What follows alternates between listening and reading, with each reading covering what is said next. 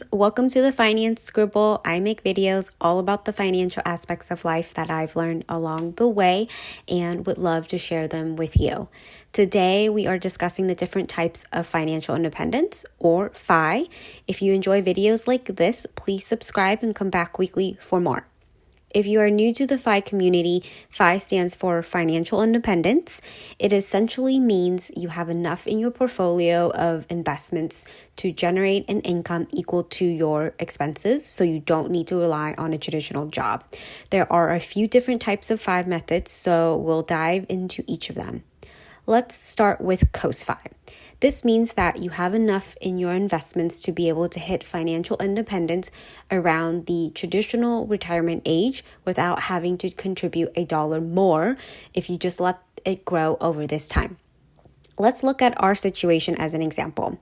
We'll estimate that we need around $234,000 for our annual expenses at age 67, which is the current retirement age. If you haven't seen my video where I calculated our FI number, make sure you go check that out. I put a lot of details on how we calculate our estimated annual expenses in there. Our current investments are about $576,000, and I'm going to put that into the compound interest calculator. I'll link my favorite one down below for you. With a starting balance of $576,000, no additional contributions, a time frame of let's say 35 years, and with a conservative return of 7%, we would be at $6.1 million by age 67. Based on the 4% rule, which states that you can safely withdraw 4% from your investments and have it still last you the rest of your life, we would get $244,000 per year for spending, which is more than our $234,000 that we need. This means that we have already hit COS-FI, which is pretty cool. Next, we have Barista FI. Barista FI is a fun name to mean that you can quit your traditional job and do a side hustle or be a barista, hence the name, and make a much smaller income while your investments help cover a portion of your expenses.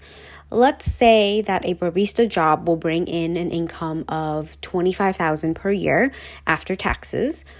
I can figure out what I need in my investments in order to hit Barista FI by subtracting my annual expenses by the $25,000 income from the barista job. Our current expenses are $96,000 per year, which would mean that we would need $71,000.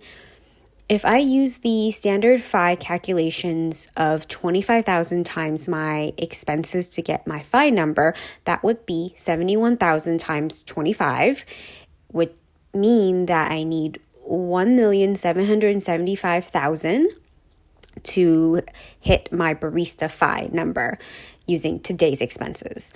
For the most simple calculation, I'm going to input my current investments of $576,000, our monthly contribution of $7,000, which does not include our retirement amount since that complicates the calculation, and estimate that the time frame may be 10 years with a 7% return. That gets me almost $2.3 million, which is more than we need. So let's adjust our number to 8 years instead. This brings me to $1.8 million. That's perfectly close enough. This tells me that in 8 years, I can reach Barista FI and just have to make an income of $25,000 and can still sustain our current lifestyle.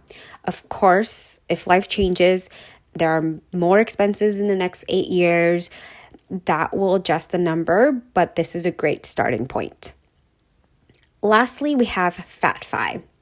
This method allows you to save enough in your investments to be able to live a lavish lifestyle.